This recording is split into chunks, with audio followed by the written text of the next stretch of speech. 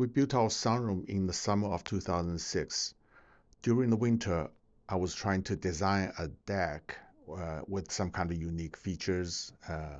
Since I like fish, I like to put a koi pond inside. Now, I looked at a lot of designs people have done and did some research, and so finally come up with this very maintenance-free relatively and very energy efficient koi pond design.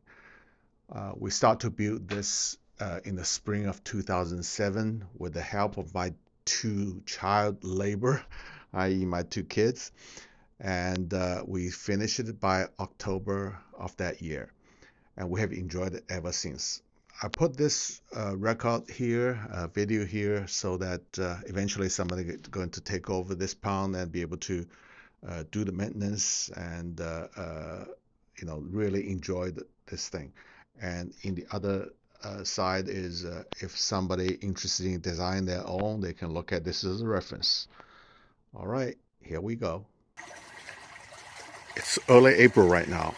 The pond has been sitting like this during the whole winter, and now it's the time to put the big circulation back on.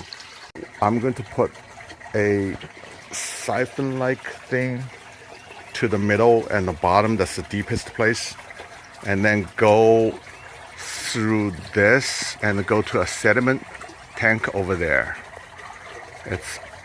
There's a hatch, and then goes below that is the sediment tank.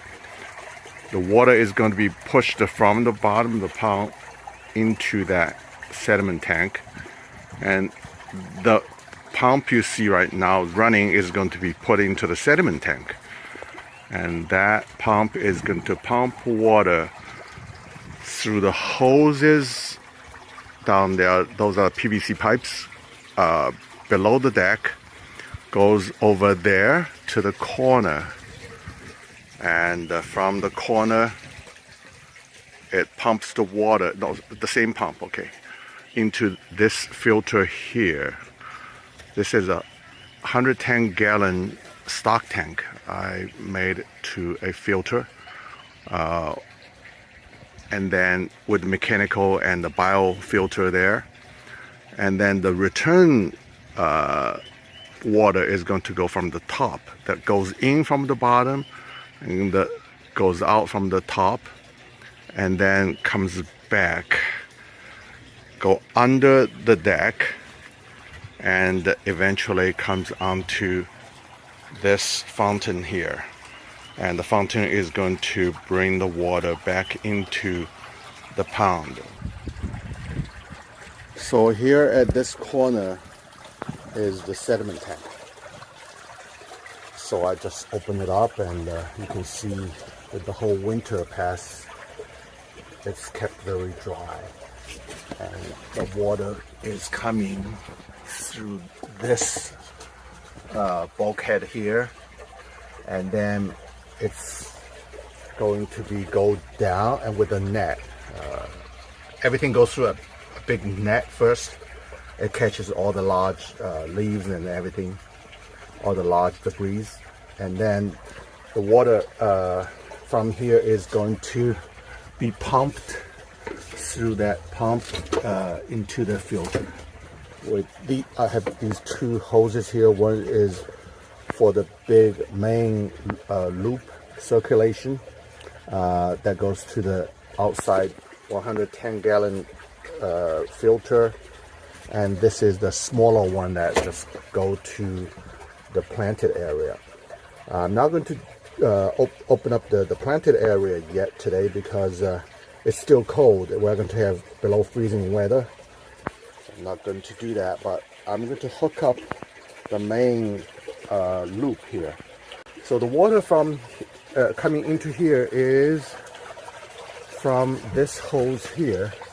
You can see a clamp actually being, there's a 2 or 2.5 inch pipe, PVC pipe, and right now it is capped. You can see the clamp there. It's capping that, and I'm going to put an elbow there, and then goes one side, the other side of the elbow goes into this hose, and here is the siphoning tube goes to the bottom of the pound. I like this configuration better than the bottom drain. When the bottom drain, you might have a danger of puncture the liner, and then you have a permanent leak over there. With this, chances are a lot less, right? Yeah, here is the net.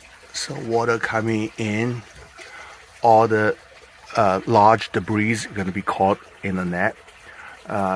During the first 2 or 3 weeks, we're going to empty this maybe once, twice, and later on during the season, it will be pretty much the whole season. I don't have to do anything because by then all the water is clear.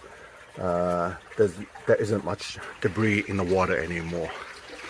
But this is especially important for the early spring.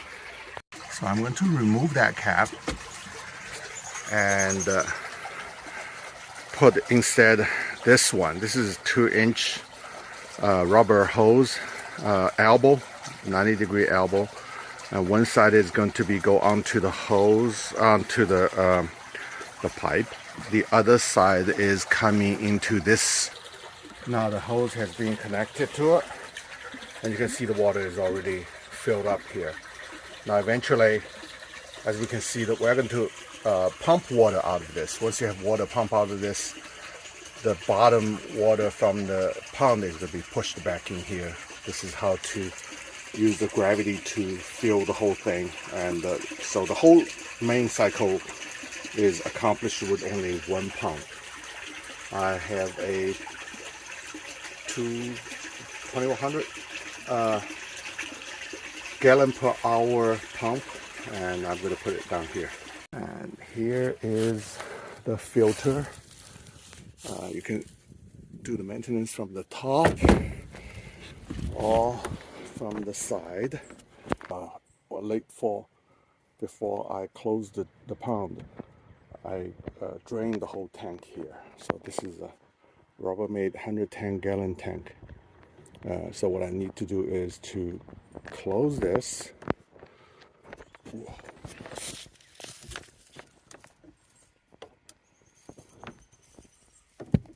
Make sure there's a check valve there. Make sure that is tight. And now, what I did before I close in for the winter, I loosened these because these are the lowest point of all the water that's goes through the filter. And here and here, I loosen them so I can drain all the water accumulated inside the pipe. So I need to tighten them up. So 2 places. One is here, one is here. You can see. With this one, it's a little bit difficult to see, but you can see here. Now, these 2 places I need to tighten. So after tightening those hoses, now I can actually come here to finally move this pump from here back into the sediment tank for the whole summer. And I needed to take it out and clean it.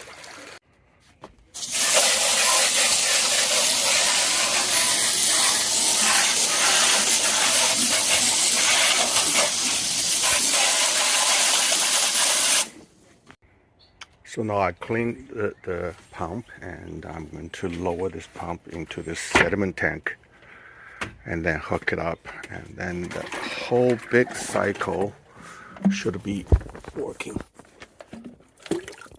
So here is the hose that goes on top of this. While the filter is filling the filter tank, I'm coming here to install the surface skimmer. So this is what made the surface skimmer. Surface skimmer is just basically this bucket where this thing is floating. So this top is going to be at about just slightly below the water level. So the water is always being sucked in from the top. So whatever debris on the top is going to be coming here, and it goes to the bottom. And then I have this pump here that is at the bottom of this bucket, and the water is coming in from here and it goes out from the side. So this configuration will make the whole pond circulating. So water is always have a circulating in the direction I want, right? Here's some noise, sounds like the water, the main filter has been filled, and the water now is coming through here, the fountain here. I need to do the cleaning a little bit later, but right now make the whole thing working first and check there's no leaking. That's what's important. Okay, here we go.